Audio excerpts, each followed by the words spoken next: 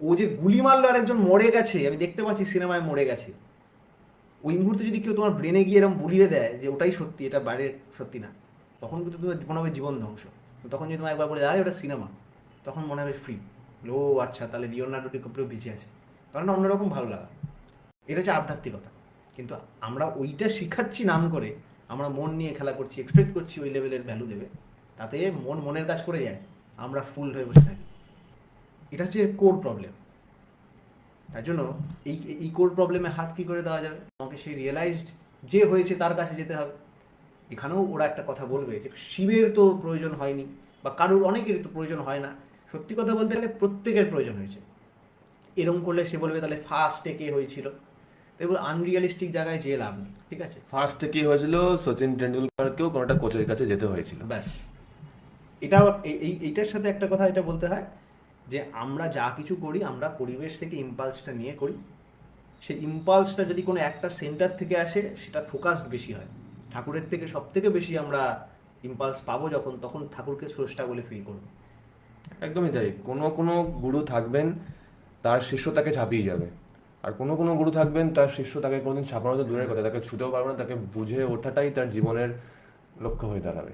এবং সেই অনুযায়ী তার চলন হবে, সেই অনুযায়ী তার নিজের নিজের লাইফের গ্রোথ হবে। আর এখানের বিউটিটাই হচ্ছে যদি অ্যাকচুয়াল স্পিরিচুয়ালিটির রাস্তায় আমরা হাঁটি, এই যে মেজার করছো না ব্যাপারটা, যখন হাজারো ছোট ছোট পিঁপড়ে একটা ছোট চিনির দানা ক্যারি করে নিয়ে যাচ্ছে, ওদের কিছু যায় আসে না ওই পিঁপড়েটা ক্যারি করেছে না ওই পিঁপড়েটা ক্যারি করেছে।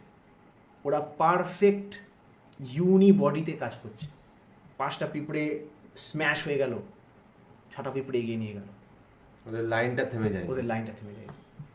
এই একটা একাত্মবোধ আমাদের মধ্যে থাকার কথা ছিল। এটা কমন সেন্স বা কমিউন সেন্স। আমরা খুব ইনকমপ্লিট একটা জাস্ট লোকে হাততালি দেবে বলে একটা আলোচনা করে যাই না। খুব সত্যি হার্ড ট্রুথটা বলতে গেলে, তুমি আমি যে দেখছে, যে শুনছে, যে শেয়ার করছে, যে দেখে গালাগালি দিচ্ছে, সবাই মিলে যে একটা বডি, এটার যে সেন্সেশন, সেটাই আধ্যাত্মিকতা। এটা আধ্যাত্মিকতা। এটা সেন্সেশনটা, এটা জেনে তুমি বইতে পড়ে নিলে না, বইতে জানলে এরমভাবে শটটা মারতে হয়, ওইটা না, মেরে দেখো, মজাটা নাও, অ্যাড্রেনালিনটা ফিল করে, পুরো টোটাল ফিলিংটা, এটা আধ্যাত্মিকতা। ওইটা আসে ঠাকুরের কাছে। আর ঠাকুরের কাছে আসে কেন? বিকজ ঠাকুর ওটার জ্যান্ত প্রতীক, always fountain of that, living embodiment of that.